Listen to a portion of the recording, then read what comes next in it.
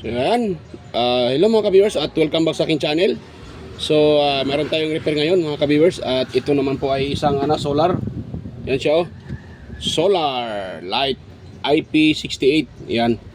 Yan po siya mga ka-viewers. Ang pong problema naman ito ay hindi nagcha-charge. Yan. So i-charge mo siya. Wala siyang walang hindi nagre-read dito. Ito yun dapat yan siya nagre-read yan. Yan, dapat yan nagre-read yan pag kina-charge. So ayan, itong kanyang ito yung kanyang pinaka wire mga kabers, nakasalang na sa labas yan sa init. Mainit pa naman sa labas So yan ko nilagay sa gilid, tamaan siya ng araw. So anong mayari nito ay nandito mga kabers sa nakag-antay sa kanyang solar. So yan, repair natin to mga kabers at tingnan natin kung anong problema. So pakita ko sa inyo na itong kanyang ay may supply. May supply yan mga ka-viewers. Yan. So mayroon itong supply.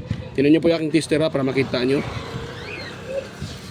Ayaw mag-ilaw. Ayan Ayan. So yun, tingnan nyo po yung tester ko mga ka-viewers. Wait lang bigyan natin ng dahil yan, para makita nyo talaga yung kung may display, may voltahe wala. Ayan diba meron siyang 7 volts mga ka-viewers. 7 volts yung kanyang 7 volts DC or 6.8. yan, bumaba dahil medyo humina yung sinag ng araw. So yan so meron siyang supply. Kahit 5 volts ito mga ka-viewers, dapat sana ay kahit 5 volts ang ilagay mo dito, gumagana pa rin ito, mag-charge pa rin yan sa 5 volts. Yan, tignan nyo po mga ka-viewers. Iba 6 volts lang talaga yung kanyang 6 volts. Meron talaga siyang supply. Nga lang dapat sana ito mag-i-charge natin i-charge isalpak natin yan sa kung iilaw siya. Yan 6.9 to running to 7 volts. Yan. So yan. Ngayon natin siya mga ka-viewers at try natin yang isalpak dito sa kanyang pinaka ito. So ito yung kanyang salpakan Ito. So sa pagkakita sa mga ka-viewers, dapat yan ay mag-iilaw red, kukulay red, may ilaw na red. Wait lang hirap isalpak Yan, nakasalpak na nakasalpak na yan mga ka-viewers. So tingnan natin doon.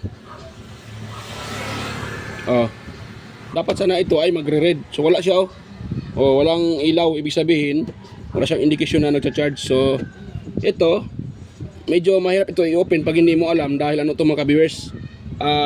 Wala itong screw. Kundi nilagyan lang ito ng ng adhesive dito. Nilagyan siya ng sealant pangdikit. So wala itong screw dito na ma-i-open natin, wala. Yan, yung screw na to ay para to sa kanyang sa kanyang parang handle. Pero dito wala. Yan, wala yan siya diyan mga kabers, walang screw yan.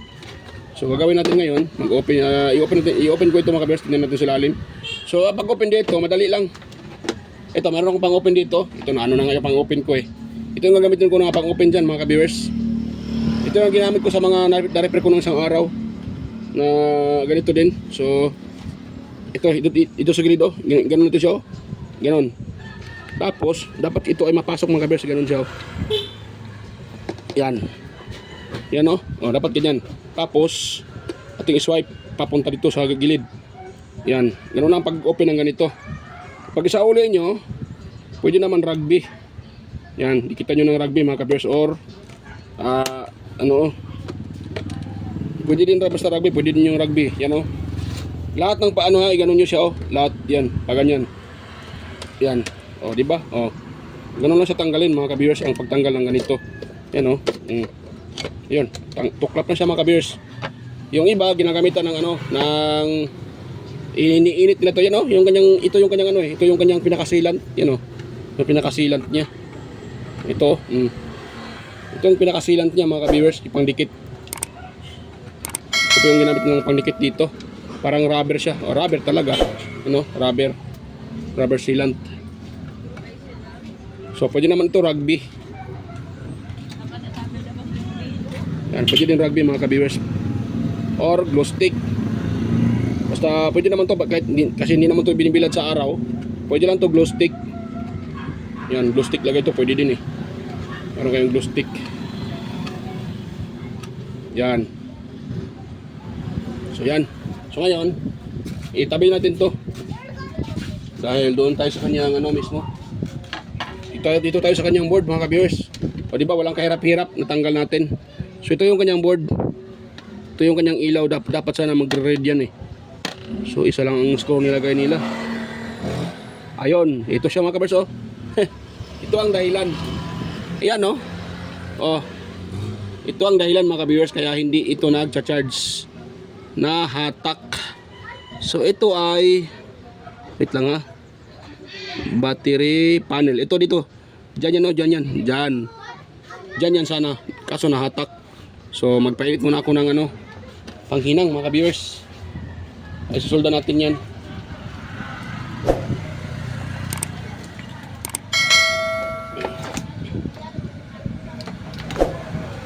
Yan. So post ko muna mga ka-viewers. Painitin ko matong hinang ko. Ay hindi pa nakalimutan ko magpainit. So yan mga ka-viewers. Ito ay ano na siguro mainit na itong aking soldering iron. Kaya atin na siyang isolda. Yan, mainit na. Yan o. Yan, nakakatunaw na. So ngayon atin itong lagyan ng soldering lead. Itong natanggal na ano sa negative. Yan, tapos kaya pala hindi pala ito kinuskos yung contact eh. Kaya hindi ko makapit masyado. Yan. Kuskusin natin yan mga ka-viewers. Kuha tayo ng ano pangkiskis dyan. Itong ano ng tester, pwede naman siguro to. Itong dulo ng tester.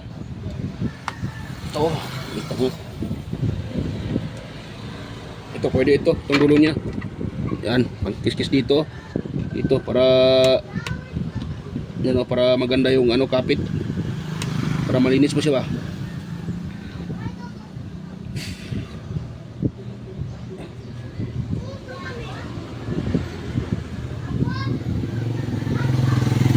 Yan.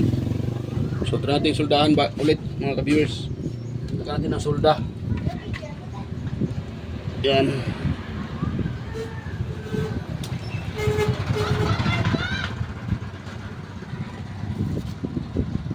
Yan. Ngayon, ito mayroon pang solda eh. So, ano natin dito. Tapos iwasan natin na magdikit-dikit mga kabersa ng ano, yung mga hindi dapat magdikit para hindi masira yung ano pag kayo ang gagawa. Iwasan yung dikit-dikit.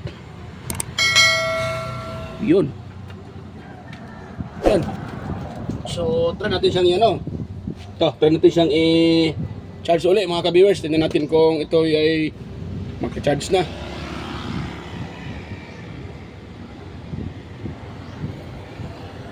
Yan.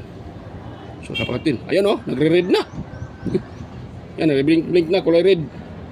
Iba kanina wala yan. Ngayon okay na. Oh. Yan oh. Oh, di ba? Oh. Oh, di ba? Okay na siya mga ka-viewers oh. Kanina wala yan eh. Ngayon mayroon ng kulay red. Yan po ang indication na nagcha-charge na siya. O, di ba? Nagcha-charge na. 'Yun. O, di ba? Ganun lang mga ka-viewers. Yan. Ganun lang yung pag-repair ng solar. So ito, dahil mayroon akong rugby. Ito, rugby lang yung ilagay ko diyan mga ka-viewers. Mayroon akong rugby. Ano tawag dito? Rubber cement or rugby. Ito yung ilagay ko dito. Pati doon sa ano niya, ito. Pati dito. Yan, pati dito, lagyan ko rin dito. Dito. Yan, para magdikit yan siya uli mga ka-viewers. Yan. Yun ang technique dyan mga ka-viewers.